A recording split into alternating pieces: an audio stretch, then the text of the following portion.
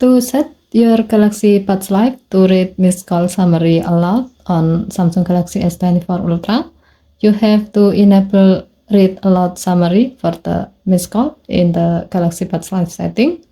To do so, while you are wearing your Galaxy Buds Live, go to the app screen, find the wearable app. To find the app quickly, tap the search bar at the top of the screen, and then type the app name.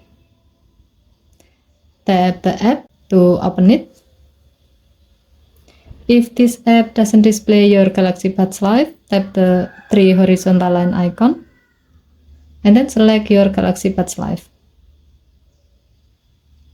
Tap earbud setting, tap read notification aloud, tap missed call.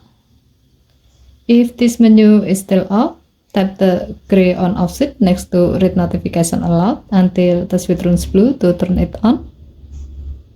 And then select read aloud summary. With this setting, when you miss call while you are wearing your Galaxy Buds Live, it will tell you that you have a missed call. Okay, thank you for watching. Please help to like and subscribe. Have a nice day.